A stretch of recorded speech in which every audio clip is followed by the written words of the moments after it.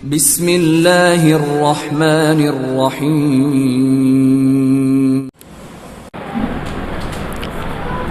السلام علیکم ورحمۃ اللہ وبرکاتہ۔ الحمدللہ رب العالمین والصلاة والسلام نبینا محمد وعلی آلہ وصحبہ اجمعین، اما بعد۔ وقال اللہ تعالی فی القرآن المجید والفرقان الحمید، فاعوذ باللہ من الشیطان الرجیم، بسم اللہ الرحمن الرحیم، وما ارسلناک الا رحمۃ للعالمین۔ محترم سامعین کرام، اللہ تعالیٰ کا بے انتہا شکر ہے۔ اللہ تعالیٰ نے ہم تمام کو باجماعت نماز ادا کرنے کی توفیق عطا فرمائی۔ اللہ کا بڑا فضل و کرم ہے۔ الحمدللہ آج ہم پہلی تاخیرات گزارنے کے لیے اس مسجد کے اندر جمع ہے۔ اللہ تعالیٰ سے دعا کرے اللہ تعالیٰ ہم تمام کو لیلۃ القدر عطا فرمائیں، اور لیلۃ القدر کے اندر اللہ تعالیٰ ہم تمام کو خوب عبادت کرنے کی توفیق عطا فرمائیں۔ مسیرت شروع کرنے سے پہلے ایک دو باتیں آپ کے سامنے کہوں گا، اس لیے کہ یہ بڑی اہم راتیں ہوتی ہے۔ اس کے اندر عبادت کرنا اور خصوصاً قرآن کی تلاوت کرنا، نوافل کا اہتمام کرنا، یہ جو آپ کے سامنے سیرت جو بیان کی جا رہی ہے وہ بس چل رہا ہے، ہمارے پاس کچھ سلسلہ وار وہ آپ کے سامنے پیش کر رہا ہوں، ورنہ بیان کی ضرورت نہیں ہے۔ بس چھوٹی موٹی نصیحت وقتی طور پہ آدھا ایک گھنٹہ یا پونا گھنٹہ یا پھر 20-25 منٹ آپ کے لیے کافی ہے۔ بقیہ اس رات میں اصل ہم کیا کرنا ہے؟ اللہ تعالیٰ سے اپنے گناہوں کی مغفرت چاہنا ہے، نمازیں پڑھنا ہے، اور اللہ تعالیٰ کے سامنے اپنے گناہوں کی بخشش طلب کرنا ہے، اور کوشش یہ کرے کہ پورا وقت مسجد کے اندر گزرے۔ مسجد سے باہر چلے جائیں گے تو کیا ہوگا؟ بیجا باتیں، بیجا مذاق، پھر وہی فون کا استعمال، پھر یہاں وہاں جانا، پھر کے آنا، یہ تمام چیزیں ہو جاتی ہے۔ اس رات کا غلط استعمال ہوتا ہے۔ ایک تو جاگ رہے ہیں اور ساتھ میں گناہ بھی کر رہے ہیں۔ بہتر ہے اگر آپ کو گناہ کرنا ہے تو سو جائیے، یہ بہتر ہے، گھر پہ چلے جائیے اور جا کے سو جائیے۔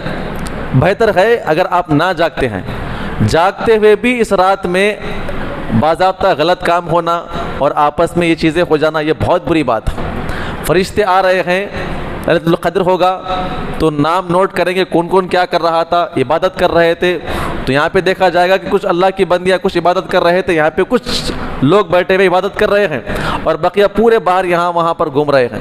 یہی پیش ہوگا نا میرا اور آپ کا، کیونکہ کوئی بھی عبادت کا وقت جو ہے وہ کاؤنٹ ہوتا ہے۔ میں کیا کر رہا تھا، آپ کیا کر رہے تھے، ہمارے اعمال کیسے تھے، ان کے اعمال کیسے تھے۔ تو کوشش یہ کرے کہ بیان ختم ہو جانے کے بعد مسجد ہی کے اندر رہے، اور جس کو قرآن پڑھنا آتا ہے وہ قرآن پڑھے، جس کو نماز پڑھنے کا دل چاہ رہا ہے وہ بازو ہٹ کے نماز پڑھے، کوئی ذکر و اذکار میں بیٹھ جائے، کوئی دعائیں کرتے رہے، مغفرت طلب کرتے رہے، اپنے مرحومین کو یاد کرتے رہے، ان کے لیے بھی مغفرت طلب کرتے رہے۔ یہ اچھا موقع ہے، یہ کرتے رہیے اور اپنا معمول بنائیے۔ یہ میرا پہلا رمضان ہے یہاں پر، مجھے نہیں معلوم یہاں کی راتیں کیسے گزرتی ہیں، لیکن میں آپ کے سامنے ابھی واضح کر رہا ہوں، یہ طریقہ اصل ہے۔ عبادت میں میری اور آپ کی رات گزرنا یہ اہم چیز ہے۔ اللہ تعالیٰ ہم تمام کو اس کی توفیق عطا فرمائیں۔ ہماری بات چل رہی تھی سیرت میں کہ لوگوں نے اللہ کے نبی صلی اللہ علیہ وسلم کا بائیکاٹ کیا، آپ کے خاندان کو بالکل الگ کر دیا، کاروبار بھی ساتھ نہیں کریں گے، شادی بیاہ کا موقع بھی ساتھ نہیں ہوگا۔ پھر اس کے بعد محفلیں جو جمتی ہے، لوگ آپس میں بیٹھ کے محفل میں اپنے باپ داداؤں کے فضائل کو بیان کرتے ہیں، تاکہ آنے والی نسل جو ہے ہمارے خاندان کے بارے میں یہ بات کو سمجھے، اس سے بھی دور کر دیں گے۔ ہوگا کیا کہ یہ لوگ اچھوت بن جائیں گے اور ان کا کچھ مقام باقی نہیں رہے گا۔ تو ابو طالب اپنے قسم کے اوپر اڑے ہوئے تھے، اور اللہ کے نبی صلی اللہ علیہ وسلم کے حق پر ہونے کا ان کو یقین تھا۔ اپنے پورے بچوں کو لے کر کہاں نکل جاتے ہیں؟ جہاں پر مکہ سے باہر جو ایک وادی ہے، شعبہ ابی طالب کے نام پہ گھاٹی، وہاں پہ منتقل ہو جاتے ہیں۔ وہاں کے کئی واقعات میں نے آپ کے سامنے پیش کیا۔ یہاں پر علماء کرام نے ایک بات نقل کی ہے کہ ہم کئی مرتبہ سنتے ہیں نا، مدینہ میں آنے کے بعد صحابہ کرام کے کارنامے ایسے تھے، کوئی صحابی جو ہے جنگ کے میدان میں کود رہا ہے، کسی صحابی کے ہاتھ بھی کٹے ہوئے ہیں، گردن پہ تلوار بھی لگی ہوئی ہے، پھر بھی لڑ رہے ہیں۔ اس کی وجوہات کیا تھے؟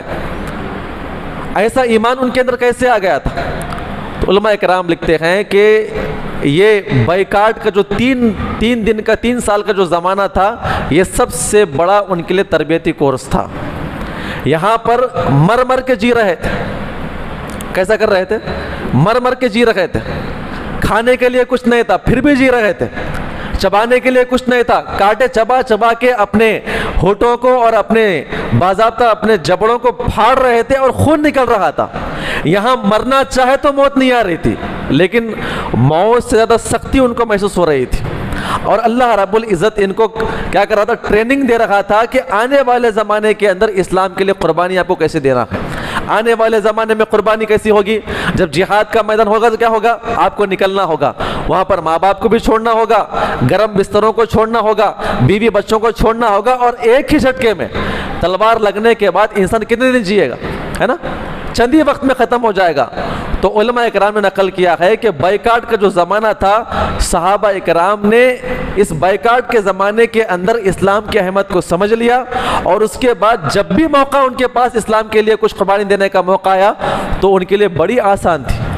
کہا کہ 3 سال ہم جی کے دکھائے ہیں، وہ بھی بغیر کھائے پیے اور بغیر تعلقات رکھے ہوئے اور بغیر ماحول میں جیے ہوئے، یہ جہاد کے میدان میں چند دن کی زندگی ختم ہونے والی ہے، تلوار کہاں پر لگے گی، ہے نا؟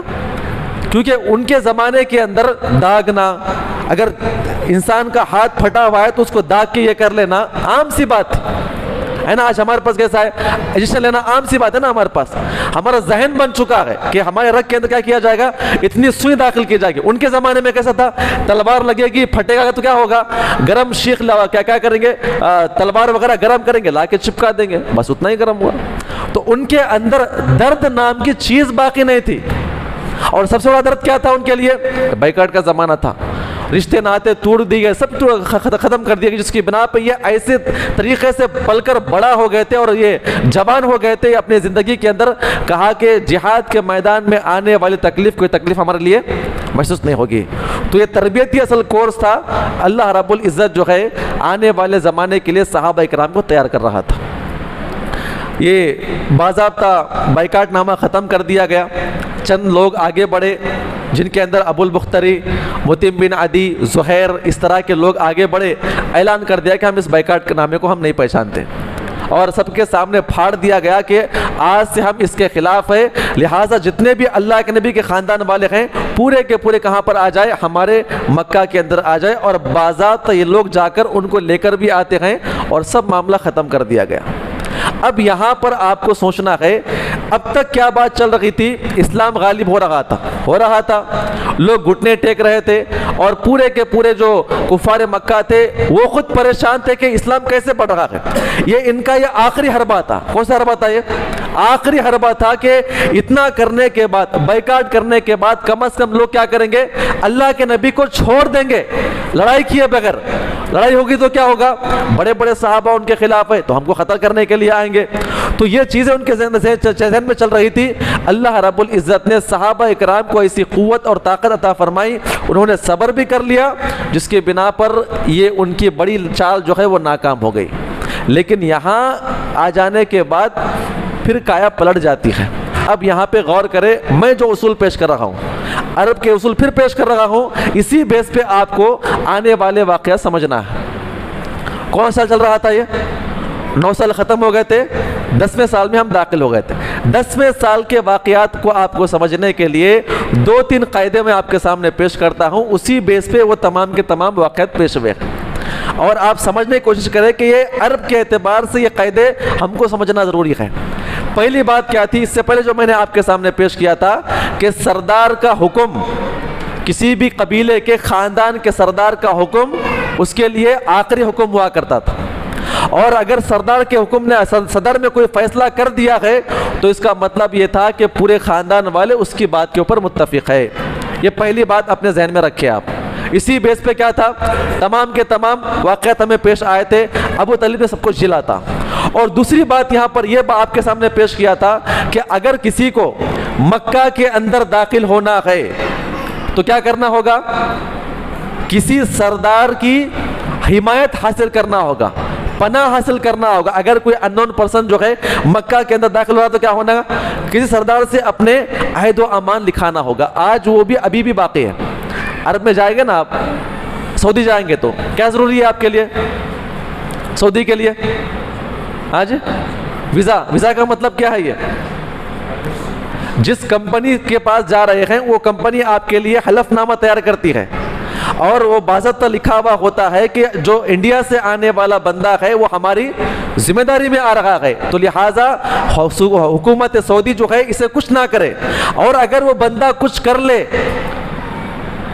تو سعودی کے لوگ کس کو پکڑتے ہیں؟ وہ کمپنی والے کو پکڑتے ہیں کہ یہ آپ کے عہد و ایمان میں آتا۔ آج بھی وہ چیز باقی ہے، اور عرب کے اندر بھی یہ چیز باقی تھی۔ آپ کو وہاں سے نکلنا ہے، کسی اور علاقے میں جانا ہے، تو وہاں کے علاقے والوں کا ہماری زبان میں ویزا، عہد نامہ، حلف نامہ ضروری تھا۔ دو باتیں سمجھ میں آ گئی آپ کو؟ نکلنے کے لیے، پھر آپ کو باہر کسی کے پاس داخل ہونے کے لیے۔ اب آپ یہاں پہ ایک اور بات غور کریں، یہ جو مکہ کے حالات یہاں پہ چل رہے تھے، اللہ کے نبی صلی اللہ علیہ وسلم نے عرب کے حالات کے مطابق جو ہے جو کام شروع کیا تھا، یہاں پر علماء اکرام نقل کرتے ہیں کہ حضرت ابو طالب کا بالکل انتقال کے قریب ہو چکے تھے۔ 10واں سال تھا، 80 سال کی عمر کراس کر چکے تھے، اور یہ مکمل طریقے سے بستر پہ آ گئے تھے۔ کہاں پہ آ گئے تھے؟ بستر پر آ گئے تھے۔ یہ آپ کے آخری حالات چل رہے تھے۔ ابو جہل وغیرہ کیا ہے آپس میں بات کرتے ہیں، اگر ابو طالب کا انتقال ہو گیا تو ہوگا کیا؟ مقابلے میں صحابہ اکرام ہیں، حضرت ابو بکر صدیق ہے، عمر بن خطاب ہے، حضرت حمزہ ہے، اگر یہ لوگ لڑنے کے لیے آئیں گے تو ہم مقابلہ نہیں کر پائیں گے۔ ایک آخری فیصلہ کر لیں گے، آخری میٹنگ کر لیں گے۔ کیا آخری میٹنگ تھی؟ آخری میٹنگ یہ تھی کہ جا کر کیا کریں گے؟ وعدہ کر لیں گے۔ کیا وعدہ کر لیں گے؟ یہ اسلام کی کامیابی کی ایک اور سیڑھی یہاں پہ بیان کی جاتی ہے۔ حضرت ابو طالب اپنے گھر کے اندر لیٹے ہوئے، اٹھ نہیں پا رہے تھے، چل نہیں پا رہے تھے، اور بالکل آخری ایام تھے، بات بھی بہت کم ان کے منہ سے نکل رہی تھی۔ سارے لوگ آ کر بیٹھ گئے۔ بیٹھنے کے بعد کہتے ہیں کہ اے محمد صلی اللہ علیہ وسلم، اے ابو طالب، بات اصل یہ ہے کہ آپ کے بھتیجے جو ہے ابھی دعوتی کام کر رہے ہیں، اپنے دین کا کام کر رہے ہیں، آپ کے بھی آخری حالات چل رہے ہیں، لہٰذا ہم آپ سے گزارش یہ کرتے ہیں کہ آپ اپنے بھتیجے سے وعدہ کرائیے، ہم سے بھی وعدہ لیجئے، اس سے بھی وعدہ کرائیے، ہم سے بھی وعدہ لیجئے۔ وعدہ کس چیز کا؟ وہ اس چیز کا وعدہ کہ آج کے بعد وہ اپنا کام، اپنی عبادت اپنی جگہ پہ کر لے، لیکن دعوتی کام نہ کرے۔ جتنے مسلمان ہیں جو باجماعت نماز پڑھتے ہیں، اب ہم ان کا اپنا دین ہم مانیں گے، اختلاف کچھ بھی نہیں کریں گے۔ وہ اپنی جگہ عبادت کر لے، ہم اپنی جگہ کیا کریں گے؟ عبادت کریں گے۔ اس سے پہلے کیا رول تھا؟ 1 سال آپ، 1 سال ہم اپنے معبودوں کی۔ اب ذرا اور کھل کے آتے ہیں، حالات بگڑ رہے تھے نا ان کے، اب ان کی حالت بھی ختم ہو رہی تھی، اور ابو جہل کے مخالف سب لوگ آئے تھے نا، وہ باضابطہ حلف نامہ پھاڑنے کے لیے آئے تھے۔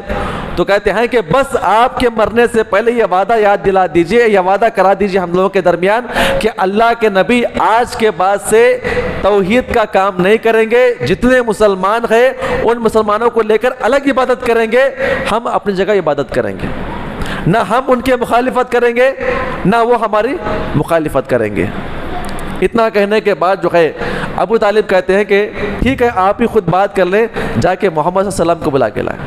اللہ کے نبی صلی اللہ علیہ وسلم آئے، اور آ کر سب لوگ، محفل جمی ہوئی تھی، وہ سب لوگ بیٹھے ہوئے تھے، اور آ کر وہاں پر بازو بیٹھ گئے۔ کہا کہ آپ نے یاد کیا ہمیں؟ ہاں، یہ لوگ آپ سے کچھ بات کرنا چاہتے ہیں، کچھ وعدہ کرنا چاہتے ہیں۔ تو اس میں سے ابو جہل وغیرہ بولتے ہیں کہ دیکھیے، وہ مخاطب اللہ کے نبی سے نہیں ہوتے ہیں، کس سے مخاطب ہوتے ہیں؟ ابو طالب سے مخاطب ہو کر کہتے ہیں کہ ابو طالب ذرا اپنے بھتیجے سے یہ عہد نامہ لے لیجئے کہ وہ آج کے بعد ہمارے معبودوں کے خلاف کیا نہ کرے، کوئی بات نہ کرے، اس کے بعد ہم بھی کچھ نہیں کہیں گے۔ یہ باتوں پہ باتیں کر رہے تھے۔ اللہ کے نبی صلی اللہ علیہ وسلم نے اپنی بات پیش کرنا شروع کیا اور کہا کہ چچا جان، آپ ان لوگوں سے ایک بات کہنے کے لیے کیوں نہیں کہتے؟ میں اتنی پیاری بات بتا رہا ہوں ان کے سامنے، اگر وہ ایک مرتبہ اس بات کا اقرار کر لے اور اس کے اوپر عمل کر لے، کیا ہوگا؟ عرب اور عجم کے مالک بن جائیں گے۔ کیسے مالک بن جائیں گے؟ عرب کہتے ہیں عرب کا پورا علاقہ، عجم یہ ہمارا پورا علاقہ، تو دنیا کے پورے یہ لوگ بادشاہ بن جائیں گے۔ ابو جہل نے کہا کہ اے محمد، تم ایک بات کی بات کہتے ہو، ہم آپ کی 10 باتیں ماننے کے لیے تیار ہیں، ابھی مجلس میں کہو، ہم وہ بات کہنے کے لیے تیار ہیں۔ اللہ کے نبی نے کیا کہا؟ قولوا لا الہ الا اللہ تفلحوا وتملکوا الارض والعجم۔ اتنا کہنا تھا، پورے سردار تالی مارنے لگے، واہ، بہت اچھی بات آپ نے کہی۔ عرب کا ایک اصول بیان کیا گیا ہے، اگر کسی کو چھیڑنا ہوتا، کسی کے اوپر تنقید کرنا ہوتا، کسی کی عزت نکالنا ہوتا تو لوگ کیا کرتے؟ تالی مار کے کہتے کہ ہاں آپ نے بڑی اچھی بات کی ہے، ہم یہ روکنے کے لیے آئے ہیں، اور آپ خود کہتے ہیں کہ اس کا اقرار کرو، یہ ہرگز نہیں ہو سکتا۔ اتنا کہہ کے ابو جہل اٹھا اور کہا کہ اے سرداران مکہ، اپنے اپنے بتوں کی حفاظت کرو اور یہاں سے نکل جاؤ، یہ لوگ کبھی نہیں سدھریں گے۔ اتنا کہہ کر وہ لوگ نکل گئے۔ ابو طالب کے پاس بیٹھے بیٹھے ان کو دین کی باتیں بتایا کرتے تھے، آپ اسلام قبول کر لیں۔ مورخین نے یہاں پر ان کے آخری لمحات کو نقل کیا ہے۔ ایک اور چند دن گزرنے کے بعد جو ہے ان کی بات بھی بند ہو گئی، ہوتا ہے نا، ہاتھ پیر بھی ہلنا بند ہو گئے اور بالکل بات بھی بند ہو گئی، غشی بابر آنے لگی انہیں، تو سارے خاندان والے جمع ہو گئے اور کفار مکہ بھی آ کر ان کے سامنے بیٹھ گئے۔ سارے کے سارے سردار وہاں پر موجود تھے، اور کعبۃ اللہ کے متولی کا انتقال ہو رہا ہو تو پھر یہ لوگ کیسے پیچھے رہ سکتے ہیں؟ ہے تو اختلاف، دینی اختلاف ہے، بتوں کا اختلاف اپنی جگہ پر، لیکن ایک علاقے میں رہنے کے بعد ایک سردار کی دعوت ہو یا ایک سردار کا انتقال ہو، وہ لوگ اپنا فرض سمجھا کرتے تھے وہاں پہ آنے کے لیے۔ کہا کہ بھئی ابو طالب کا انتقال ہو رہا ہے، ہمارے بڑے اپنے تھے وہ، تو آ کے سارے سردار وہاں پر بیٹھ گئے اور پورے ان کے بیوی بچے کی جگہ پر بیٹھ گئے، اور اس کے اندر دو قسم کے لوگ تھے، ایک حضرت جعفر، حضرت علی، دو اسلام قبول کیے ہوئے، حضرت عقیل، حضرت طالب، یہ دو اسلام قبول نہیں کیے ہوئے تھے۔ یعنی ابو طالب کے گھر کے اندر بھی دو جماعتیں تھی، علی ابن ابی طالب وہاں پہ سامنے بیٹھے ہوئے، جعفر تو کہاں پر تھے؟ کہاں پر تھے؟ بھول گئے؟ حبشہ میں تھے نا، وہاں پہ اسلام مرکز قائم ہوا تھا، وہاں پہ دین کا کام کر رہے تھے، چائنا، فلسطین، وہاں کے علاقوں میں وہ دعوتی کام کر رہے تھے۔ لیکن یہاں پر جو ہے جو اسلام قبول نہیں کیے تھے، صرف وہ بیٹے یہاں پر موجود تھے، بیٹے بھی موجود تھے، بیویاں بھی تھی، بچیاں بھی ان کی موجود تھی۔ لیٹے لیٹے کفار مکہ بھی یہاں پہ موجود ہے، اللہ کے وسلم بھی وہاں پر موجود ہے۔ کیا نصیحت کر رہے ہیں؟ اے میرے بیٹو، میں آپ کو نصیحت کرتا ہوں، میرے مرنے کے فوری بعد آپ محمد کے دین کو قبول کر لینا۔ کیا الفاظ تھے ان کے؟ میرے مرنے کے بعد محمد کے دین کے قبول کر لینا، ان کا دین سچا ہے، یہ سچی بات کی دعوت دیتے ہیں۔ کون سن رہے ہیں؟ کفار مکہ بھی یہ بات سن رہے ہیں اور تمام سے مخاطب ہے، لیکن آنکھ کس کے پاس ہے؟ اپنے بیوی بچوں کے پاس ہے۔ یہ محمد کبھی جھوٹ نہیں بولتے ہیں، میرا تو اس بات کا یقین ہے کہ یہ نبی بن چکے ہیں، ہمیں ان کی بات ماننا چاہیے۔ انہیں کب یقین ہو گیا تھا؟ یقین تو پہلے بھی تھا، زیادہ یقین کب آیا انہیں؟ ہاں جی، وہ چاٹ کو دیمک کھا گئی تھی نا، وہ خود اپنے آنکھوں سے دیکھنے کے بعد ان کے اندر اور یقین پیدا ہو گیا تھا۔ کہا کہ محمد آپ کو کیسا معلوم؟ کہتے ہیں کہ میں آپ کے پاس ہمیشہ یہاں پر 3 سال سے موجود ہوں، میں یہاں سے نہیں نکلا ہوں، لیکن اللہ تعالیٰ مجھے اس کا علم دیتا ہے فرشتے کے ذریعے سے۔ ان کے علم میں اور اضافہ ہو گیا تھا، تو نصیحت کر رہے ہیں کہ بیٹا جانے کے بعد محمد کی حمایت کرنا، اور میرے مرنے کے بعد مرتے دم تک کیا کرنا؟ آپ ان کی حفاظت کرنا۔ اور اسی کے اوپر صحابہ اکرام جمع ہوئے تھے۔ حضرت ابو طالب کے 3 بیٹے، حضرت جعفر، حضرت علی ابن ابی طالب، حضرت عقیل، مرتے دم تک اللہ کے نبی صلی اللہ علیہ وسلم کے ساتھ تھے۔ بتاتا ہوں آپ کو اس سے پہلے کہ اپنے باپ داداؤں کے حکم کو پتھر کی لکیر سمجھا کرتے تھے یہ لوگ۔ ابو طالب اب تک کیوں ان کے ساتھ تھے؟ کیوں ساتھ تھے؟ ان کے باپ کا حکم تھا۔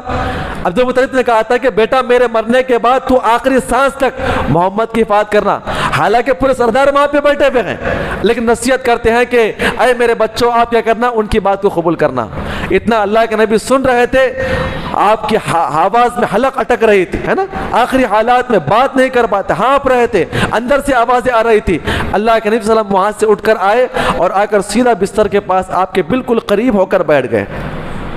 چچا بھتیجے ایک بستر پہ بیٹھے ہوئے لیٹے ہوئے ہیں، سارے کفار مکہ دیکھ رہے ہیں، اور یہاں پر پورے بچے بچیاں بیویاں یہاں پر موجود ہیں، اور پورے مکہ والے آ چکے ہیں۔ اللہ کے نبی صلی اللہ علیہ وسلم بالکل قریب آ کر کہتے ہیں چچا جان یہ کون سا انصاف ہے؟ آپ تو اپنے بچوں کو دعوت دیتے ہیں، لوگوں کو دعوت دیتے ہیں، میرے بارے میں آپ یقین بھی کرتے ہیں، اقرار بھی کرتے ہیں، لیکن آپ کیوں اسلام قبول نہیں کرتے؟ مجھے اس بات کا دکھ رہے گا کہ یہ لوگ اسلام قبول کریں یا نہ کریں، لیکن آپ تو میرے اپنے ہیں، ہوتا ہے نا, اتنا پال پوس کے بڑا کرنے والا انسان, اتنا امت کے لیے فائٹ کرنے والا انسان اگر اسلام قبول نہ کرے, ہمیشہ ملال رہتا ہے. کہتے ہیں کہ آپ اسلام کیوں نہیں قبول کر لیتے, حالانکہ آپ کو اس بات کا علم ہو چکا ہے. سارے لوگ دیکھ رہے تھے اب ابو طالب کیا کہیں گے. انہوں نے کفار مکہ کو اپنی طرف آنکھوں سے دیکھا. کہتے ہیں کہ بیٹا میں کب کا اسلام قبول کر لیا ہوتا, کب کا میں اسلام قبول کر لیا ہوتا اگر ان لوگوں کا غم نہ ہوتا. یہ لوگ کیا کہیں گے مرنے کے بعد, کیا کہیں گے, ابو طالب جب تک جوان تھا بتوں کی پوجا کر رہا تھا, اور مرنے کے قریب جب بیمار پڑا, ہاتھ پر نہیں ہل رہے تھے, اور اس کے بعد کیا کیا اس نے, مجبوری میں آ کر, کمزوری میں آ کر کیا کیا اس نے, اسلام کو قبول کر لیا. کیونکہ اس زمانے کے اندر ایک مرد کے لیے کمزوری مجبوری ایک آر کی بات تھی. اصل مردان کی دیکھنا ہے تو وہاں جا کر دیکھ لیجیے آپ, اور کب اللہ کے نبی صلی اللہ علیہ وسلم کے زمانے کے لوگوں کو دیکھ لیے مردان کی کیا چیز ہوتی ہے. آج ہمارے پاس سب ہم لوگ کیا ہے, ان کے مقابلے کے اندر 10 میں سے ایک حصہ بھی نہیں ہے ہمارے پاس. اگر یہاں کے ہمارے ہندوستان کے جو بڑے سے بڑے مضبوط بھی انسان ہوں گے نا, ہم ان کے مقابلے میں نہیں پہنچ پائیں گے. عمر بن خطاب کے بارے میں آپ نے سنا ہوگا نا, اونٹ کا چمڑا بچھا دیا گیا, آ کے اونٹ کے چمڑے کے اوپر ٹھہر گئے, پوری جماعت کھینچ کے نکال دے, پوری جماعت کھینچ کے نکال دے. تو علماء کرام نقل کرتے ہیں کہ چمڑا سامنے سے پھٹ جاتا تھا, ان کے پیروں سے نہیں نکلا تھا, اتنے مضبوطی سے وہ ٹھہرا کرتے تھے. آپ بتائیے ان کی مضبوطی کتنی تھی. میں اور آپ چاروں پہ ٹھہریں گے نا, کھینچو ہم لوگ کتنی جلدی سے گر جاتے ہیں. اونٹ کا چمڑا پھٹ جاتا تھا سامنے سے, لیکن پیروں کے نیچے سے نہیں نکلا کرتا تھا. وہ اتنے مضبوط اس زمانے کے ہوا کرتے تھے.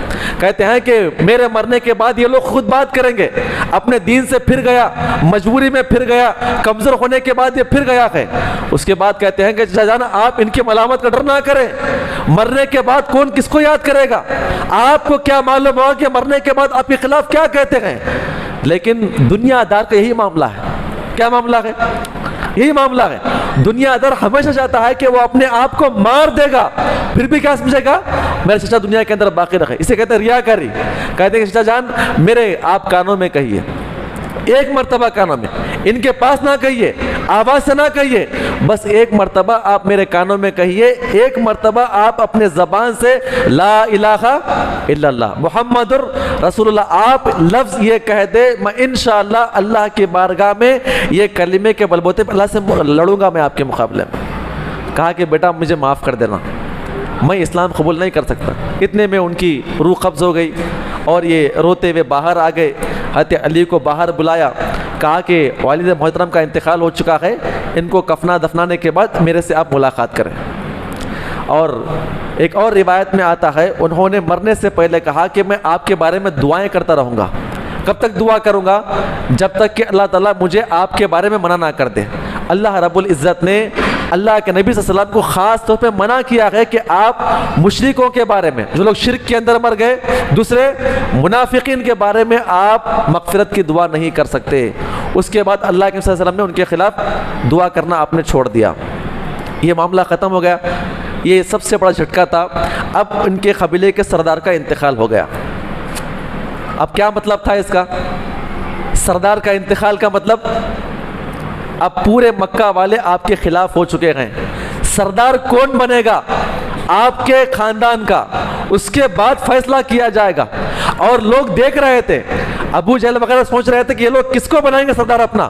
اپنے خاندان والے بیٹھ کے بڑی میٹنگ کرتے ہیں, ہمارا سردار کون ہوگا, ڈکلیئر کرنا ہوگا نا, سردار کا انتقال ہو گیا ہے, کس کو کریں گے. تو یہاں پہ ایک بڑا مدعا بن گیا. پورے خاندان والے آپس میں ان لوگوں کی میٹنگیں چل رہی تھی. یہاں سے امی ختیجہ کی بھی طبیعت خراب ہو جاتی ہے, اور چند ہی دنوں کے اندر تقریباً 15-20 دن کے اندر جو ہے ان کا بھی انتقال ہو گیا. انتقال کا مطلب یہ تھا کہ اللہ کے نبی صلی اللہ علیہ وسلم کو 3 طرح کی مصیبتیں آ گئی.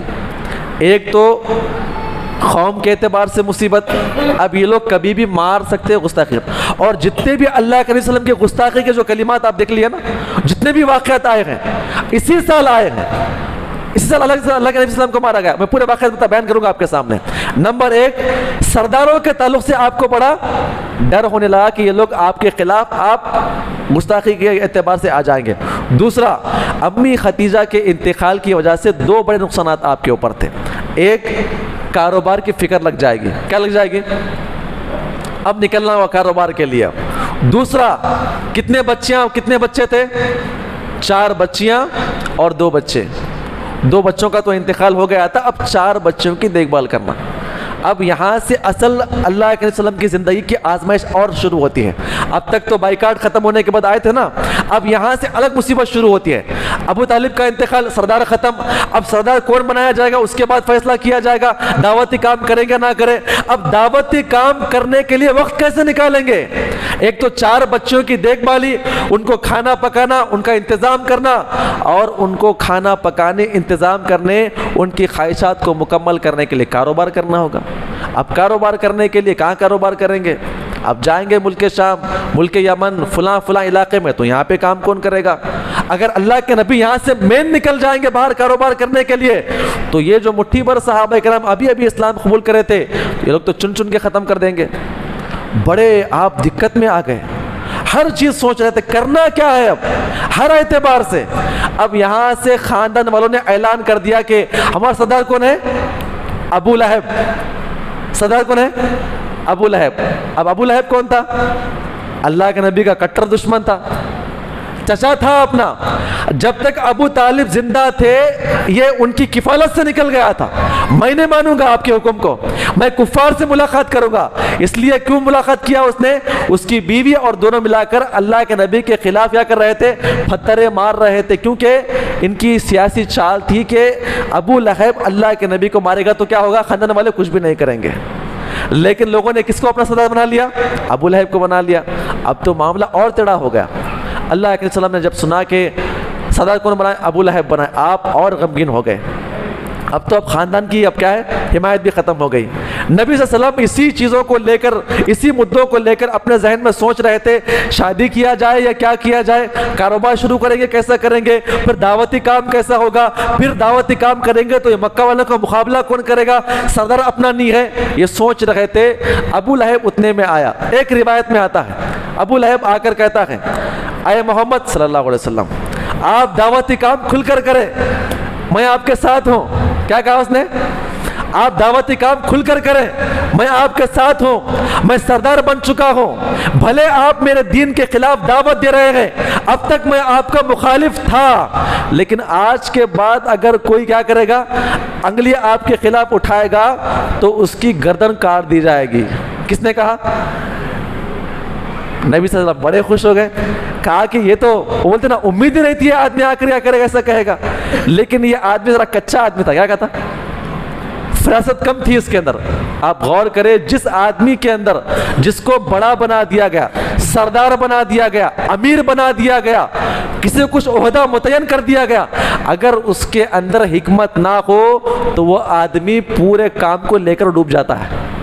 کیا کرتا ہے؟ لے کر ڈوب جاتا ہے. آگے کہا آپ جو کام کرنا ہے کر لے. اللہ کے وسلم, ایک روایت ہمیں ملتی ہے, مکہ کے بازار میں جو ہے دعوتی کام کر رہے تھے.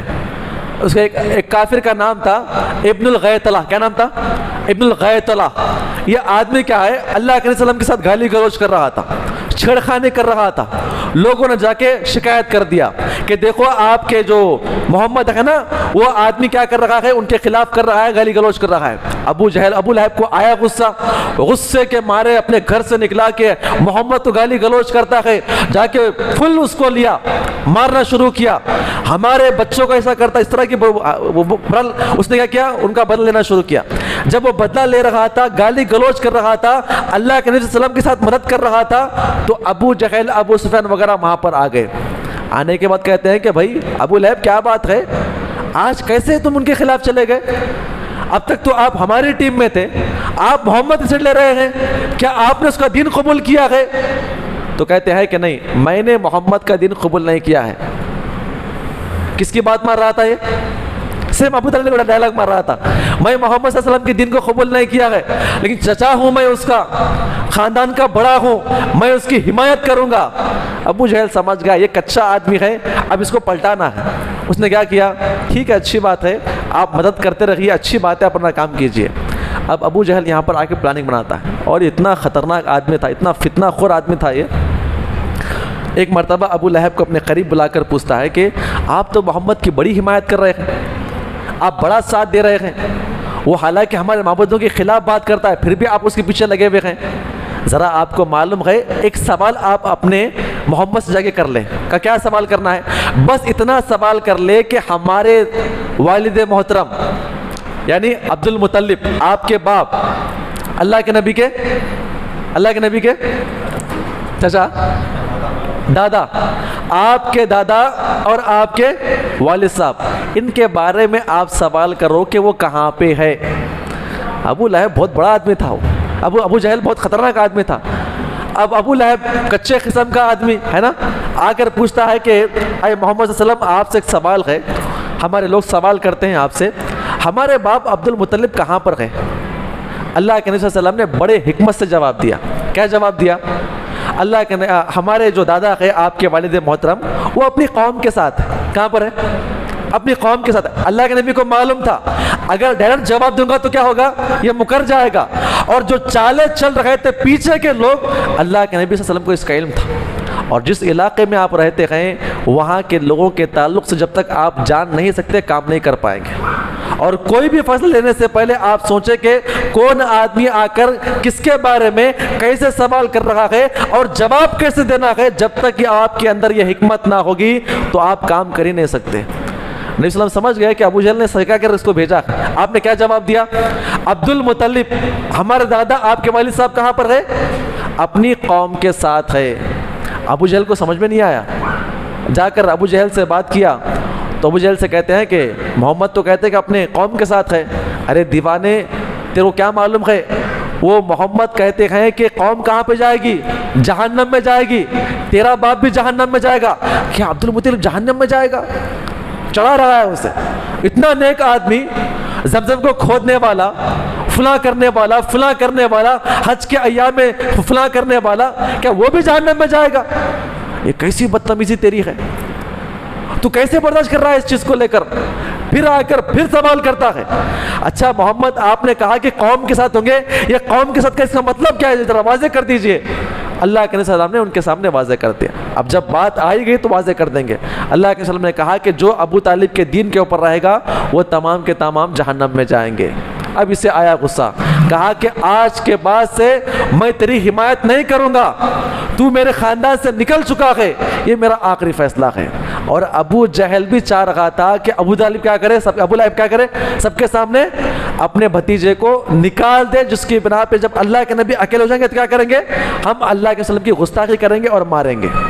جب اس نے سب کے سامنے اعلان کر دیا, اس کا مطلب کیا تھا کہ اللہ کے نبی کے خاندان والے جو ہے نبی کو چھوڑ چکے ہیں. اب نبی کا کیسا مقام ہے؟ ایک اجنبی کا مقام ہے. کوئی بھی آ کے اللہ کے نبی کو مارے, کوئی بھی آ کے اللہ کے نبی کو کیا کرے, لوٹ لے, کوئی بھی آ کے اللہ کے نبی کو ختم کر دے, کوئی ان کو پوچھنے والا نہ ہوگا. وجہ کیا ہے؟ سردار نے یہ حکم کر دیا ہے کہ آپ ہمارے خاندان سے نہیں گئے. سمجھ میں یہ بات آپ کو؟ آج کئی لوگوں کے اندر یہ چیزیں آج موجود ہے نا, برادری سے نکال دیں گے, بولتے ہیں نا برادری سے نکال دیں گے, فلاں سے نکال دیں گے. یہ چیزیں وہیں سے آ رہی ہیں. اس زمانے کے اندر کنبہ, قبیلہ, خاندان, برادری یہ بڑی اہمیت کی حامل تھی. ہونا بھی چاہیے لیکن غلط چیزوں میں نہیں, اچھائی میں ہونا چاہیے, عزت میں, تفاخر میں, عزت میں, اور آپس میں معاملات میں, رہن سہن میں یہ ہونی چاہیے. اب غور کریں, اعلان کر دیا ابو لہب نے, جس کی بنا پر اللہ کے وسلم اکیلے ہو چکے. اب یہاں سے اللہ کے نبی صلی اللہ علیہ وسلم کے اوپر وار ہونا شروع ہوتا ہے. جتنے بھی واقعات آئے ہیں, ایک مرتبہ کا واقعہ بیان کیا گیا ہے. اللہ کے نبی صلی اللہ علیہ وسلم جو ہے کعبۃ اللہ کے اندر نماز پڑھنے کے لیے آئے. آپ نماز پڑھ کر چلے گئے, آپ نماز پڑھ کر باہر چلے گئے. ایک کافر آیا, ہاتھ میں کچرا لیا, آپ جا رہے تھے. ہمت نہیں تھی نا لوگ, پہلے بات کرنے کی ہمت نہیں تھی, دیکھنے کی ہمت نہیں تھی. ابو طالب تھے, لیکن ابو لہب نے جب نے انکار کر دیا, اب بالمشافہ اللہ کے نبی کے سامنے کیا کرتے ہیں, اختلاف کرتے ہیں, لڑتے ہیں. اور اللہ کے نبی کے ساتھ آپ کی بچیاں بھی موجود تھی, چل رہی تھی, اور چلتے ہوئے چھیڑ رہے تھے, گالی گلوچ کر رہے تھے. اب تک تو امین کہہ رہے تھے, صادق کہہ رہے تھے, عزت سے بات کر رہے تھے, قبیلے کے آنکھ کا تارا کہا کرتے تھے. لیکن آج وہ بچیاں اپنے آنکھوں سے دیکھتے ہیں بابا کے ساتھ کیا سلوک ہوتا ہے. کوئی کچرا پھینک رہا ہے, کوئی گالی گلوچ کر رہا ہے, کوئی اللہ کے نبی کو ڈھکیل رہا ہے, چل نکل یہاں سے, اس طرح کے الفاظ استعمال کر رہا ہے. جب بچیاں اپنے ابو کو گھر کو لے کر آئی، اللہ کے نبی صلی اللہ علیہ وسلم بیٹھے ہوئے تھے تو اللہ کے نبی صلی اللہ علیہ وسلم کی بچیاں روتے ہوئے آپ کو آ کے چمٹ جاتی ہیں۔ ایک بڑی بچی آگے بڑھ کر ہاتھ میں پیالے میں پانی لے کر آ کر اللہ کے وسلم کے چہرے کو دھوتی ہے، آپ کے بالوں کو صاف کرتی ہے، کچرے کو نکالتی ہے چھوٹے چھوٹے ہاتھوں سے، اور کہتی ہے کہ ابا جان آپ کے ساتھ یہ لوگ ایسا کیوں کر رہے ہیں؟ کرنے کی وجہ کیا ہے؟ کیا ہوگا آپ کا؟ آج تک ایسا معاملہ نہیں ہوا ہے، یہ لوگ آپ کے خلاف آ چکے ہیں۔ اللہ کے نبی کیا بیان فرماتے؟ بیٹا اللہ نے مجھے حکم دیا ہے، اللہ نے مجھے حکم دیا ہے کہ میں یہ کام کروں، اللہ میری حفاظت فرمائے گا، کوئی نہ کوئی راستہ اللہ تعالیٰ نکالے گا۔ آپ غور کریں، ایک اور واقعہ بیان کیا گیا ہے۔ نبی صلی اللہ علیہ وسلم جو ہے باضابطہ ایک مرتبہ پھر نماز پڑھنے کے لیے آئے، لوگوں کو دین کی دعوت دے رہے تھے، دین کی دعوت دینا ختم ہو گیا تو آپ نے کیا کیا؟ نماز شروع کیا۔ نماز شروع کرنے کے بعد جو ہے آپ بیٹھے ہوئے تھے تو تمام کے تمام کفار مکہ وہاں پہ آپس میں بات کر رہے تھے۔ عقبہ بن ابی معیط، نام کیا ہے؟ عقبہ بن ابی معیط، یہ آدمی آیا، اپنی چادر نکالا، نبی صلی اللہ علیہ وسلم جو ہے نماز میں کھڑے ہوئے تھے اور آپ کے گلے میں ڈالا اور موڑنا شروع کیا اور اتنی سختی سے کھینچنا شروع کیا، اللہ کے نبی صلی اللہ علیہ وسلم بیان فرماتے ہیں کہ میری آنکھیں بھر آنے لگی، رگیں پھولنے لگی۔ یہ منظر دیکھ رہے تھے ابو بکر صدیق دوڑتے ہوئے آئے اور عقبہ کو نیچے گرا کر کھینچ دیا اور کہا کہ تم اس کی جان لینا چاہتے ہو؟ جو یہ کہتا ہے کہ میرا رب اللہ تعالیٰ اکیلا ہے، یہ اپنے دین کی بات کرنے والا ہے، تم اتنی بات کرنے پہ اس کو مارتے ہو؟ یہاں سے بالمشافہ اللہ کے نبی کے اوپر حملہ کرنا شروع کیے۔ کیوں شروع کیے؟ وجہ کیا ہے؟ خاندان نے بے دخل کر دیا، سردار نے بے دخل کر دیا، جس کی بنا پر اب جو چاہے کیا جائے، کوئی خاندان کا آدمی دیکھے گا بھی تو آ کر ان کو ملامت نہیں کرے گا۔ یہ عرب کے اصول میں شامل تھے، ورنہ خاندان کے لوگ ہوتے ہیں نا، اب تک کر رہے تھے۔ یہ آپ سمجھے، جب تک یہ عرب کی حالت نہیں جانیں گے آپ نہیں سمجھ پائیں گے۔ ایک اور واقعہ بیان کیا گیا ہے، نبی صلی اللہ علیہ وسلم نماز پڑھ رہے تھے تو ابو جہل ہنستے ہوئے کہتا ہے کہ دیکھو محمد وہاں پہ نماز پڑھ رہے ہیں، فلاں گھر کے اندر کیا ہے؟ ایک اونٹنی کٹی ہوئی ہے، کون ہے؟ جا کر اس کی اوجڑی لے کر آئے گا اور انتڑیاں بھی لے کر آئے گا، لا کر اس کے اوپر پھینکے گا۔ عقبہ بن ابی معیط نالائق اٹھا اور جا کر گیا، اتنا بڑا پوٹلا جو سامان ہوتا ہے غلاظت کا اٹھا کر لایا، انتڑیاں بھی لے کر آیا، نبی صلی اللہ علیہ وسلم سجدے میں تھے اور لا کر اللہ کے وسلم کے چہرے کے اوپر رکھ دیا اور انتڑیاں آپ کے اوپر پھینک دیا۔ نبی صلی اللہ علیہ وسلم جو ہے سجدے کے اندر ہی پڑے رہے، آپ ویٹ کر رہے تھے اور رو رو کے اللہ تعالیٰ سے دعا کر رہے تھے۔ حضرت فاطمہ الزہرا کو معلوم ہوا بابا کے ساتھ وہ حرکتیں شروع ہو گئی ہے، وہ بچی دوڑتے ہوئے آئی اور آ کر پورے حرم کے اندر لوگ ہنس رہے تھے، کھلکھلا کر مذاق کر رہے تھے، قہقہ لگا رہے تھے، یہ بچی روتے ہوئے آ کر بڑی مضبوطی کے ساتھ اس کو ہٹا کر اپنے بابا کو اٹھاتی ہے اور لے کے وہاں سے نکل جاتی ہے۔ کتنے واقعات ہو گئے؟ یہ 3 واقعات۔ چوتھا ایک اور واقعہ بیان کیا گیا ہے کہ اب تک تو کوئی ایسے واقعات نہیں تھے، کیوں پیش آ رہے ہیں یہ واقعات؟ کیوں پیش آ رہے تھے؟ خاندان نے ان کو اپنی برادری سے الگ کر دیا، کہا کہ آج سے ہمارا آدمی نہیں۔ تو نبی صلی اللہ علیہ وسلم کو کتنی چیزیں تھی فکر؟ ایک تو دعوتی کام کی فکر، دعوتی کام کریں گے تو یہ لوگ اب کھل کر مار رہے ہیں۔ دوسرا کیا تھا؟ ہاں جی، بیوی بچوں کی، بیوی کا تو انتقال ہو گیا، اب چھوٹی بچوں کو پکانا بھی ہے، دینا بھی ہے، اور کھانا پکانے کے لیے کاروبار بھی کرنا ہے۔ تو حضرت خولہ، نام کیا ہے؟ حضرت خولہ، ان کے سامنے یہ مدعا پیش کرتے ہیں تو انہوں نے کہا کہ 2 عورتیں آپ کے سامنے ہیں، ایک چھوٹی بچی ہے، ایک بڑی عورت ہے، آپ کس کو اپنے نکاح کے اندر لائیں گے؟ کہا کہ کون ہے؟ چھوٹی بچی میں عائشہ ہے، چھوٹی بچی میں عائشہ صدیقہ ہے، بڑی عورتوں میں سودا بنت زمعہ جن کے شوہر کا انتقال ہو گیا ہے، آپ کس سے شادی کریں گے؟ کہا کہ میں دونوں سے شادی کروں گا۔ کس سے شادی کروں گا؟ دونوں سے شادی کروں گا۔ نبی صلی اللہ علیہ وسلم نے جب ان کو حکم دیا تو ابو بکر صدیق کے پاس یہ خولہ آ کر کہتی ہے کہ عائشہ کا رشتہ اللہ کے نبی نے پوچھا ہے کیا آپ کریں گے؟ حضرت عائشہ کی عمر کتنی تھی؟ کتنی تھی؟ ہاں 6 سال تھی۔ کتنے سال تھی؟ حضرت فاطمہ کی عمر کتنی تھی؟ 9 سال تھی۔ کتنی تھی فاطمہ کی عمر؟ جو گرا رہے تھے نا، ہٹا رہے تھے، دیکھیے 9 سال ان کی عمر تھی، یعنی 10 نبوت کے اندر ان کی عمر 9 سال تھی۔ فاطمہ امی عائشہ کی عمر کتنی تھی؟ 6 سال تھی. اللہ کے نبی صلی اللہ علیہ وسلم کوئی معمولی آدمی نہیں تھے.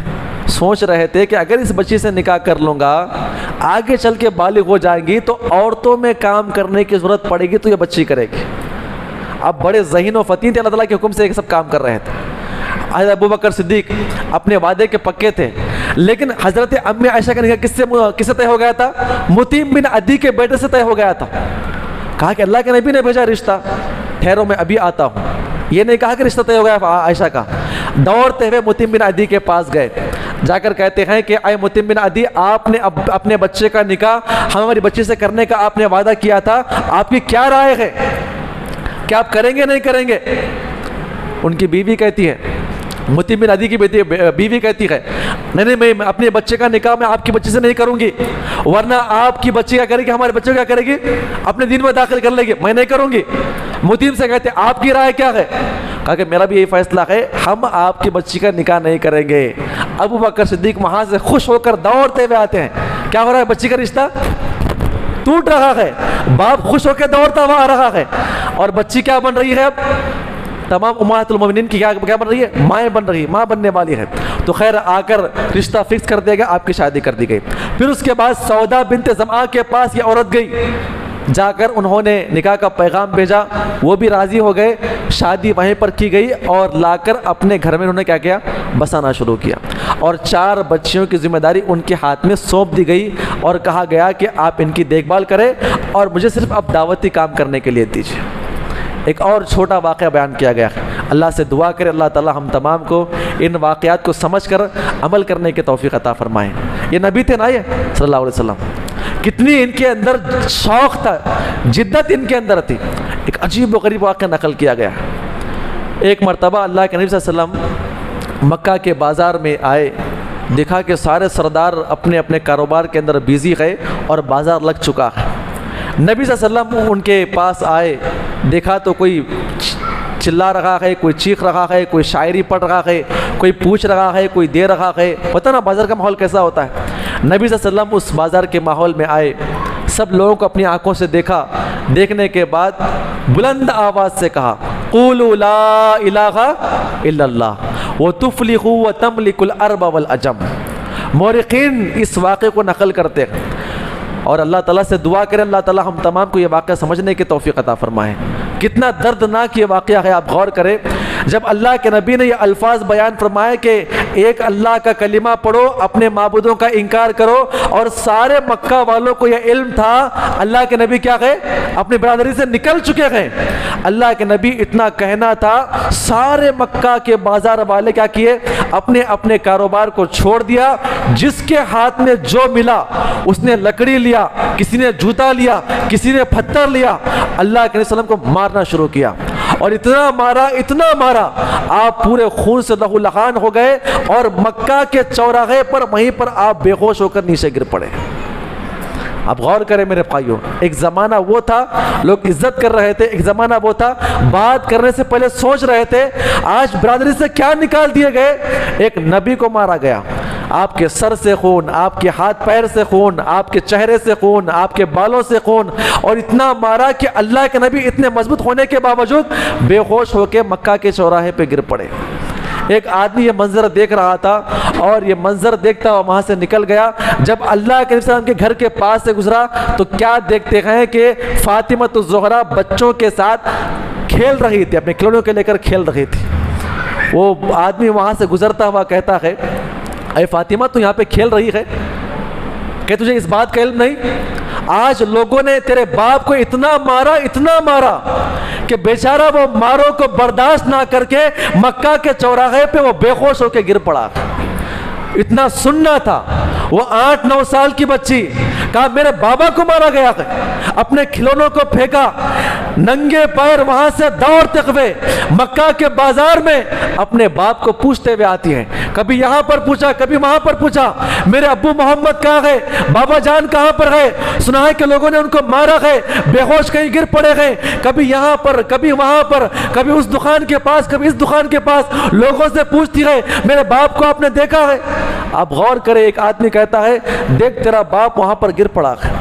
بچی کی کیا محبت ہوتی ہے، آپ غور کریں. بچی نے باپ کو دور سے دیکھا، روتے ہوئے دوڑتے ہوئے اپنے باپ کے پاس آئی، دیکھا کہ والد صاحب بے ہوش ہو کے نیچے گر پڑے ہوئے ہیں اور سارے مکہ والے یہ منظر دیکھ رہے ہیں اور خاموش ہے. اس لیے خاموش ہے کہ یہ برادری سے الگ کر دیے گئے ہیں. چاہے آپ جو بھی ان کو جان سے مار دے کوئی ان کو پوچھنے والا نہیں ہے. بچی درد بھرے انداز میں روتے ہوئے مکہ کی زمین پہ بازار میں نیچے بیٹھ گئی اور اپنے ابو کے سر کو اپنے گود میں رکھ کر، یہ منظر سارے لوگ دیکھ رہے ہیں، آسمان کی طرف نگاہ اٹھا کر کہتی ہے، اے میرے پروردگار، میرا باپ کسی کو اف تک نہیں کہتا ہے، لوگ اتنا کیوں مارتے ہیں میرے والد صاحب کو؟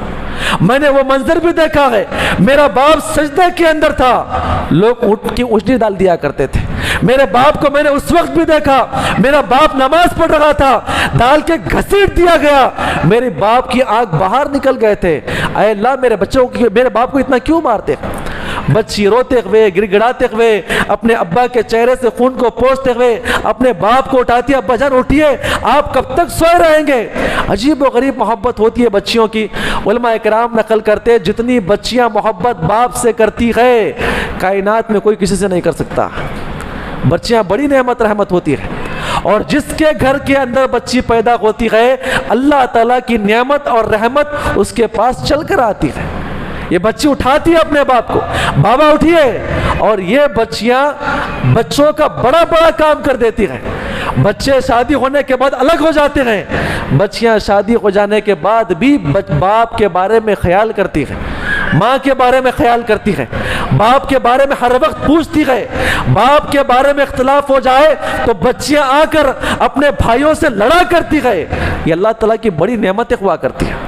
آپ غور کریں، اپنے باپ کو اٹھاتی ہے، باپ اٹھنے کے لیے تیار نہیں ہے، اتنا مارا گیا، خون پوچھتی ہے، اپنے اوڑھنی سے نکالتی ہے، اٹھاتی ہے. اللہ کے نبی کو آخر میں ہوش آ گیا. نبی صلی اللہ علیہ وسلم کو اس بچی نے اٹھایا اور ان کا ہاتھ اپنے کندھے کے اوپر رکھا اور اپنے دونوں ہاتھ سے کمر سے اپنے ابو کو پکڑا اور اپنے باپ کو گھر کو لے کر آتی ہے.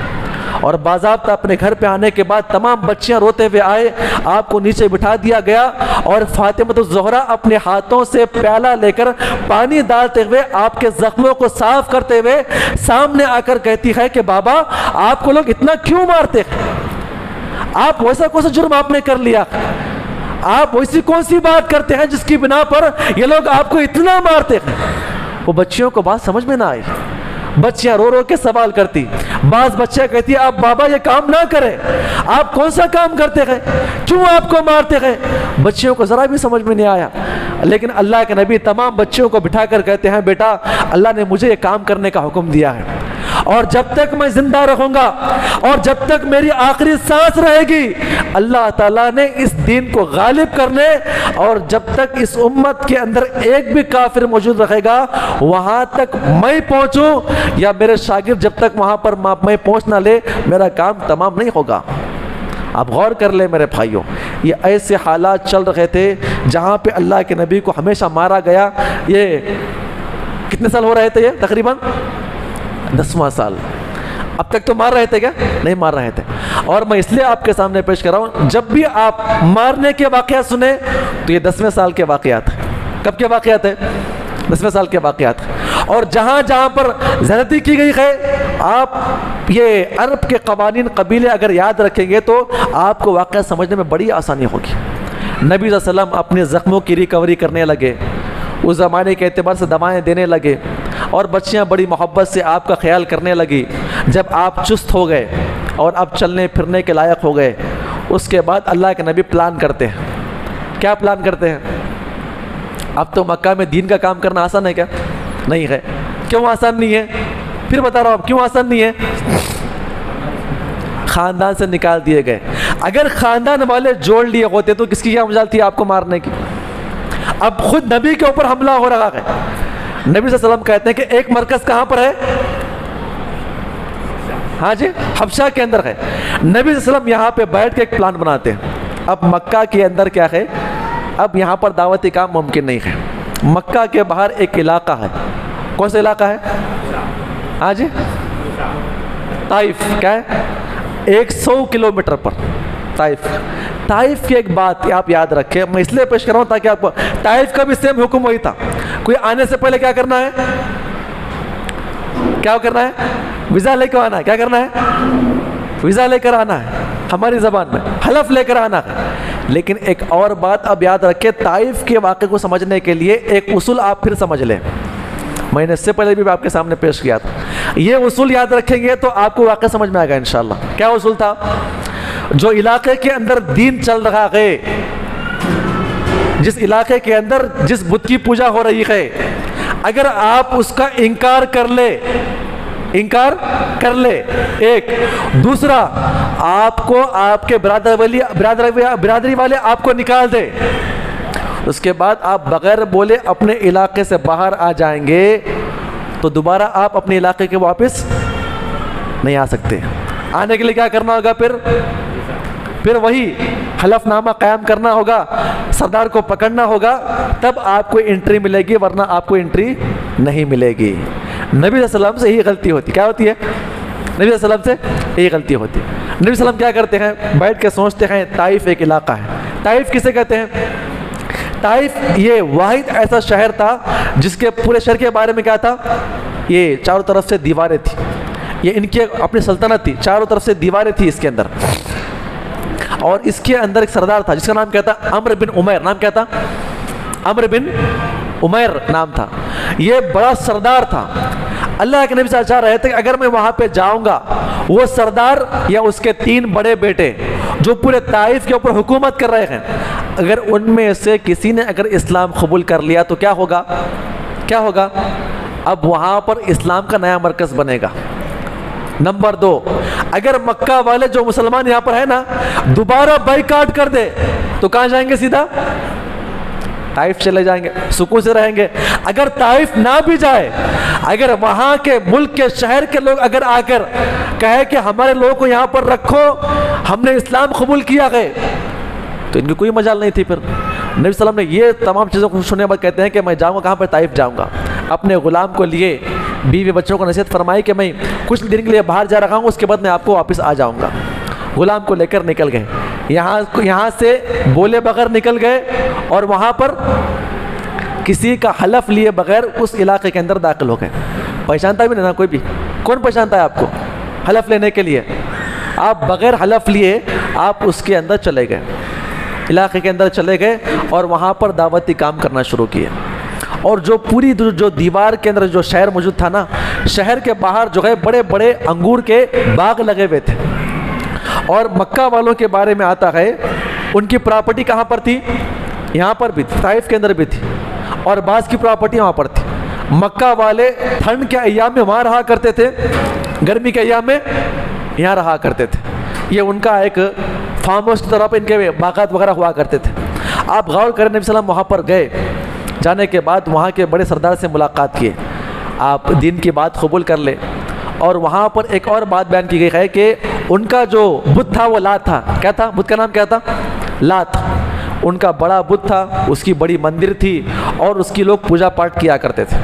جیسے کعبۃ اللہ کا جو مقام تھا نا، طواف کرنا اس کا مقام تھا، لوگ وہاں پر آ کے نظریں چڑھانا یہ اس کا کام تھا۔ آپ غور کریں، نبی صلی اللہ علیہ وسلم جب ان کے علاقے میں گئے، دعوتی کام کیے، اس نے انکار کر دیا، کہا کہ میں اپنے معبود کو نہیں چھوڑ سکتا۔ خیر، آپ نے ان کو چھوڑ دیا، بوڑھا مرنے کے قریب تھا، لیکن اس کے 3 بیٹے تھے، عبد یالیل، مسعود اور حبیب، جو پورے طائف کے اوپر حکومت کر رہے تھے۔ نبی صلی اللہ علیہ وسلم جو ہے ان سے ملاقات کرنے کے لیے گئے، اور ان کو بالمشارفت تینوں کو سامنے بٹھا کر کیا انہوں نے دعوتی کام شروع کر دیا، توحید کی بات پیش کیے، قرآن کی آیت کریمہ ان کے سامنے پیش کیا۔ اتنا پیش کرنا تھا، ایک نے غصے کے اندر کہا، اگر اللہ نے آپ کو نبی بنایا ہے، اگر اللہ نے آپ کو نبی بنایا ہے تو میں قسم خدا کی کعبۃ اللہ کا غلاف پھاڑ دوں گا۔ کتنی بڑی بات کہا، یہ گستاخانہ اس زمانے کے الفاظ تھے، یعنی تیری اوقات کیا ہے ہمارے سامنے پیش کرنے کی، اس کا مطلب یہ تھا تیری اوقات کیا ہے ہمارے سامنے ہمارے معبود کو چھوڑنے کے لیے کہتا ہے، وہ بھی ہمارے علاقے میں آ کر۔ نہیں، اس کا مطلب یہ تھا کہ تم کعبۃ اللہ کی کیا کرتے ہیں، دیکھ بھالی کرنے والے تم ہو، اور آ کر ہمارے معبودوں کا انکار کرنے کے لیے کہتے ہیں۔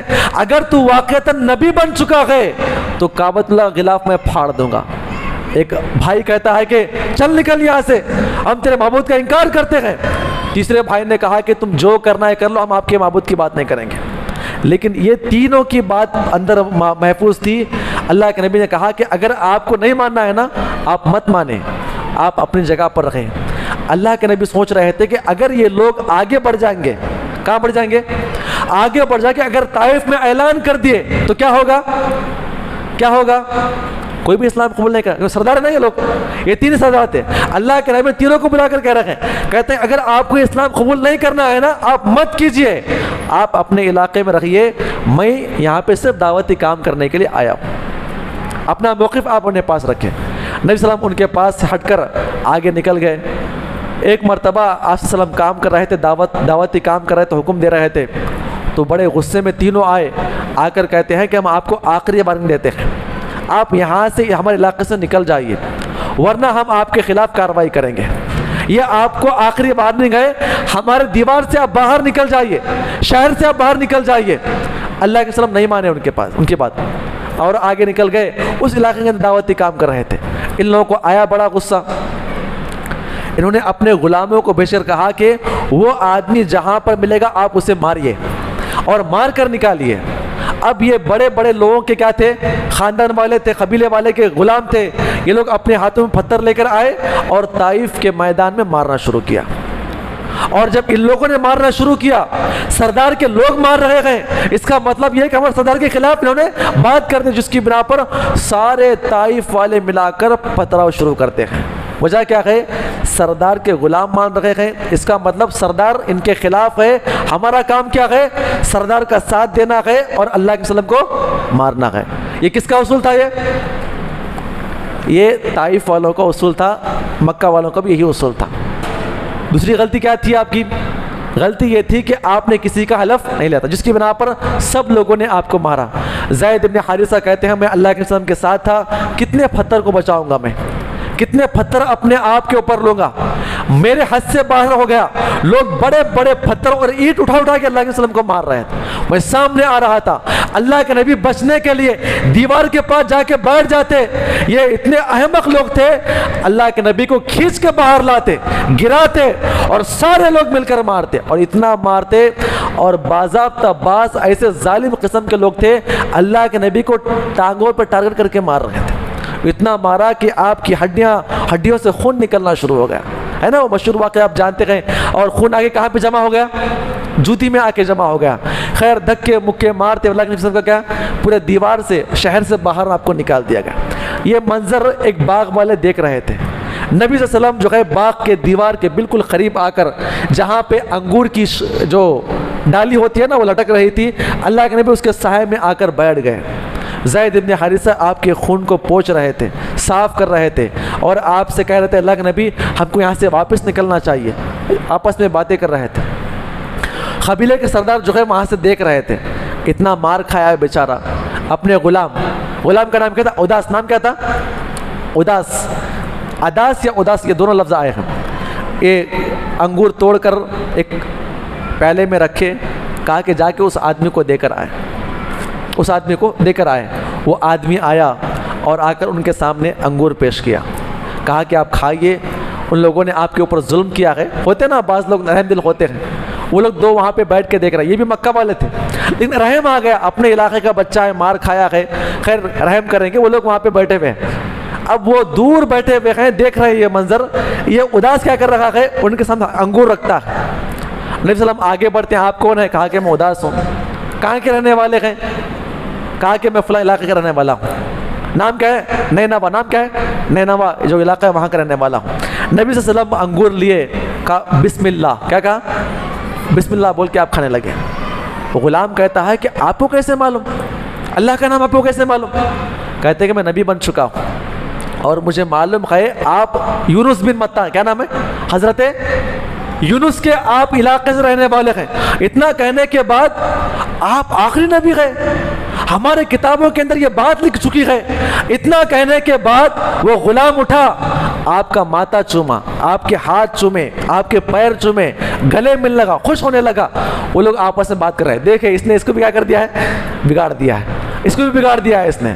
اس کے بعد انگور وغیرہ دینے کے بعد پانی وغیرہ پلا کر جب وہ واپس آیا تو کہتا ہے تو کیا کر رہا تھا وہاں پر؟ کہتے ہیں کہ آپ کو معلوم ہے وہ آخری نبی بن چکے ہیں. وہ ایسی بات بتائے ہیں ہمارے سامنے آج دنیا کے اندر نبی کے علاوہ کوئی بتا ہی نہیں سکتا ہے. ہمارے نبی جس کو ہم مانتے یونس علیہ السلام اس کا تذکرہ یہ کرتے ہیں تو پتہ یہ چلتا ہے کہ یہ آدمی کیا ہے؟ آخری نبی ہے. خیر انہوں نے کہا کہ اسے وہاں سے نکلنے کے لیے کہیے. نبی صلی اللہ علیہ وسلم آگے بڑھے. کہاں پر؟ مکہ کی طرف بڑھ رہے تھے. صحابہ کرام وہ صحابہ رسول بیان فرماتے ہیں ہم نکل رہے تھے, ہم کیا دیکھتے ہیں کہ بالکل یہ مکہ کی جو طائف کی وادی سے ہم بالکل قریب آ چکے تھے اور یہاں پہ طائف کے بڑے بڑے پہاڑ لگ رہے تھے. کیا دیکھتے ہیں کہ اچانک آسمان سے کیا آتا ہے؟ ایک ابر آلود ٹکڑا آتا ہے, بادل آتا ہے, آپ کو گھیر لیا. اللہ کے نبی آسمان کی طرف دیکھتے ہیں تو کیا دیکھتے ہیں کہ کون آئے ہیں؟ حضرت کون آئے؟ جبریل امین آئے. جبریل امین بھی بڑے غصے میں ہیں. کہتے ہیں محمد صلی اللہ علیہ وسلم جو کچھ آپ کے ساتھ کیا گیا ہے اور جو کچھ آپ کہہ رہے تھے, یعنی آپ جو دعوتی کام کر رہے تھے, وہ لوگ جو آپ کے خلاف گالی گلوچ اور مار رہے تھے, یہ منظر اللہ تعالیٰ نے دیکھ لیا ہے اور ہم بھی دیکھ رہے تھے. کیا کر رہے تھے؟ ہم بھی دیکھ رہے تھے. اللہ رب العزت نے ہمیں آپ کے پاس بھیجا ہے. اے اللہ کے نبی یہ میرے ساتھ 2 فرشتے ہیں. کہا کہ آئیے اللہ کے نبی سے بات کیجئے. کس سے بات کیجئے؟ اللہ کے نبی سے بات کیجئے. فرشتے کہتے ہیں اللہ کے نبی آپ حکم دیجئے, اللہ نے آپ کے حکم پر مجھے مامور کیا ہے. اگر آپ کہیں گے ان لوگوں نے آپ کو پتھروں سے مارا. کس سے مارا ہے؟ پتھروں سے مارا ہے, آپ کی رگوں سے خون نکالا ہے. اے اللہ کے نبی آپ حکم دے ہم یہ بڑے بڑے پہاڑیوں کو اٹھا کر رکھ کر ان کو پیس کر ان کے رگوں سے روحوں کو باہر نکالیں گے. کیا کریں گے؟ روحوں سے باہر نکالیں گے. ایک اور روایت میں آتا ہے اے اللہ کے نبی آپ حکم کیجئے زلزلے لائیں گے اور ان کو ڈال کر ایسے دبائیں گے کہ قیامت کی صبح تک ان کی نسل میں کوئی آدمی پیدا نہیں ہوگا. اللہ کے نبی کیا بیان فرماتے ہیں؟ اللہم اہدی قومی, اے اللہ اسے معاف فرما. آپ چلے جائیے, میں اللہ سے معافی مانگتا ہوں اور ان کے لیے دعا کرتا ہوں اے اللہ یہ مجھے نہیں جانتے ہیں اور امید ہے کہ ان کے بچے اسلام قبول کرنے والے ہیں. یہاں پر ایک بات بیان کی گئی ہے, اگر ان کے کسی علاقے کے اگر بڑے لوگ دین کے اوپر نہیں آ رہے ہیں تو کیا کرنا ہے؟ کیا کرنا ہے؟ ان کو چھوڑ دو, ان کے بچوں کے اوپر امید کرو. یہ دعوتی کام کو دوسرا کام, بڑے لوگوں کے پاس کام کرو, نہیں مانے چھوڑ دو, ان کے بچوں کے پیچھے کام کرو. یہ ان کے بچے کام کریں گے. اور اللہ کے وسلم میں جو دعا کیا تھا نا طائف میں, جو صحابہ کرام پلپ کے بڑے ہوئے, آج ہندوستان, پاکستان, بنگلہ دیش, چائنا, یہ جتنی جگہ پر آج اسلام قبول کیے ہوئے ہیں سب کے سب لوگ, یہ سب طائف والے صحابہ کرام جو فتح مکہ کے بعد جو چھوٹی عمر میں تھے اسلام قبول کیے اور یہاں تک اسلام لے کر آئے ہیں. عمر بن خطاب کے دور میں 25 کتنے صحابہ کرام؟ 25 صحابہ کرام, وہ بھی طائف سے آئے تھے, اسلام قبول کر کے جاتے ہیں. تو یہاں پہ بتایا گیا ہے کہ وہ صحابہ کرام کی بڑی قربانیاں ہیں اور اللہ کے رسول صلی اللہ علیہ وسلم نے ایک اصول بیان کیا ہے کہ اگر بڑے اسلام قبول نہیں کر رہے ہیں, اسلام کی دعوت کو نہیں آ رہے ہیں, آپ ان کے بچوں کے اوپر محنت کرو, انشاءاللہ ان کے بچے آگے کام کریں گے. طائف کے میدان میں جتنے صحابہ کرام نے اسلام قبول کیا ہے طائف کے میدان کے, وہ سب لوگوں نے بڑے بڑے کارنامے کیے. محمد ابن عبد الوہاب اور دیگر بڑے بڑے جو اسلاف آئے ہیں ان کا تعلق اسی طائف سے, بڑے بڑے کام کیے ہیں. تو پتہ یہ چلتا ہے کہ آپ کو کیا کرنا ہوگا, بڑے بڑے کام کرنا ہوگا. خیر اللہ کے وسلم آگے بڑھے. ایک چھوٹی بات, اپنی بات کو ختم کروں گا انشاءاللہ, جو یہ وقت زیادہ ہو رہا ہے, ہمیں عبادت بھی کرنا ہے نا. وادی نخلا کیا ہے؟ وادی نخلا طائف اور مکہ کے درمیان ایک وادی نخلا ہے. وادی نخلا کے اندر کیا تھا کہ وہاں پر پانی وغیرہ جھیل ہوا کرتے تھی, لوگ وہاں سے آ کر ٹھہرا کرتے تھے, تاجر لوگ یہاں پہ آ کر ٹھہرا کرتے تھے. نبی صلی اللہ علیہ وسلم وہاں پہ ٹھہر گئے اور وہاں پہ دعوتی کام کرنے لگے. لیکن وہاں پر بھی کسی نے اسلام قبول نہیں کیا. اور وہ بڑا مشہور واقعہ, نبی صلی اللہ علیہ وسلم نماز پڑھ رہے تھے, فجر کی نماز, جنات کی جماعت آئی اور وہاں پہ رک کر اللہ کے نبی صلی اللہ علیہ وسلم کے زبان سے قرآن کی تلاوت کو سنتی ہے. اور یہ سب سے پہلے جنات کی جماعت ہے جس نے اسلام قبول کیا, اور اسلام قبول کر کے یہ جماعت نکل بھی گئی, اللہ کے نبی کو معلوم بھی نہیں. اللہ رب العزت نے کیا کیا؟ آسمان سے وحی نازل فرمائی اور کہا کہ اے اللہ کے نبی، یہ طائف والے، یہ مکہ والے اسلام قبول نہیں کرائے گئے، آپ فکر نہ کریں۔ کس نے اسلام قبول کیا ہے؟ جنات نے اسلام قبول کیا ہے۔ وما خلقت الجن والانس الا لیعبدون۔ یہاں سے جنوں کی ایک جماعت نے اسلام قبول کیا اور باضابطہ یہاں سے جنوں کے اندر بھی کام شروع ہو جاتا ہے۔ نبی صلی اللہ علیہ وسلم جو ہے اب مکہ کے اندر داخل ہونا ہے، کیسے داخل ہونا ہے؟ ہاں جی، کیسے داخل ہونا ہے؟ کیا کرنا ہے پھر؟ وہی حلف لینا۔ اب حلف کون دے گا؟ عبداللہ بن اریقط، نام یاد رکھ، کیا نام ہے؟ عبداللہ بن اریقط یہ آدمی تھا۔ اللہ کے رسول نے اس کو بلا کر کہا کہ مکہ کے اندر اخنس بن شریق ایک آدمی ہے، جا کر آپ اس سے کہیے اللہ کے نبی آپ کے امان میں آنا چاہتے ہیں۔ وہ آدمی مکہ گیا، جا کر کہتا ہے کہ اللہ کے وسلم وہاں پر وادی نخلا کے اندر گئے اور آپ کے امان میں آنا چاہتے ہیں۔ اس نے مجبوری بتائی، کہا کہ میں امان حاصل نہیں کر سکتا۔ واپس آ کر اللہ کے نبی کو کہا گیا، نبی نے کہا کہ سہیل بن عمرو کے پاس جاؤ۔ جب وہ آدمی ان کے پاس گئے، اس نے بھی کیا کر دیا؟ مجبوری بتا دی کہ میں آپ کو اپنی رحمت میں نہیں رہ سکتا۔ اللہ کے پاس اگر کہا تو اللہ کے نبی نے کہا کہ مطعم بن عدی، نام کیا ہے؟ مطعم بن عدی۔ یہ کون تھے؟ یہ کون تھے؟ مطعم بن عدی جو ہے کعبۃ اللہ کے اندر جو پھاڑے تھے نا سب لوگ، یہ ان میں یہ بھی شامل تھے۔ ان سے کہا گیا کہ اللہ کے نبی سے کیا ہے، آپ کے عہد میں آنا چاہتے۔ کہا کہ ہمارے لیے خوش نصیبی کی بات ہوگی، کہاں ہے محمد صلی اللہ علیہ وسلم؟ ہم آئیں گے۔ اس نے کیا کیا؟ باضابطہ اپنے پورے قبیلے کے بچوں کو لے کر، بھتیجوں کو، بھائیوں کو، اپنے بچوں کو لے کر بڑے بڑے تلوار تیر لے کر نکل گیا ایک گروپ کی شکل میں، اور اللہ کے وسلم کا استقبال کیا، اپنے اونٹنی کے اوپر بٹھایا اور پورے مکہ کے اندر لا کر اعلان کرتا ہے، سب لوگوں کو بلایا، آج سے اللہ کے نبی کس کے پاس ہے؟ آج سے اللہ کے وسلم میرے امان میں ہے۔ مطلب یہ ہے کہ اب یہ میرے خاندان میں ہے، اب یہ میرے خاندان کا حصہ ہے۔ آج کے بعد سے اگر کوئی محمد کے خلاف آواز اٹھائے گا تو وہ ہمارے لڑنے کے لیے تیار ہو جائے۔ اللہ کے وسلم نے کہا تھا کہ اللہ تعالیٰ میری مدد ضرور فرمائے گا۔ اللہ کہاں کہاں سے لوگوں کو آگے کھڑا کرتا ہے۔ دعوتی کام کرنے والوں کے لیے صرف آگے بڑھنے کی ضرورت ہے، اللہ لوگوں کو جوڑتے رہتا ہے۔ اور ایک روایت میں آتا ہے پورے کعبۃ اللہ کے پاس، دیوار کے پاس پورے کے پورے تلوار لے کے کھڑے ہوئے ہیں اس کے بچے، کہتے ہیں کہ اے محمد صلی اللہ علیہ وسلم آپ اپنے رب کے لیے نماز پڑھیے۔ نماز پڑھنے کے لیے کون کہہ رہا ہے؟ ایک کافر کہہ رہا ہے اپنے رب کی نماز پڑھے۔ اللہ کے وسلم سب کے سامنے سب لوگ گول کھڑے ہوئے ہیں اور سب کفار دیکھ رہے ہیں۔ نبی صلی اللہ علیہ وسلم نے 2 رکعت آرام سے نماز فرمائی۔ نماز پڑھنے کے بعد ابو جہل، ابو سفیان آ کر کہتے ہیں، کیا کہتے ہیں؟ آپ نے اسلام قبول کیا ہے؟ میں نے اسلام قبول نہیں کیا۔ کہا کیوں؟ کہا کہ ہمارے امان میں آج سے ہیں۔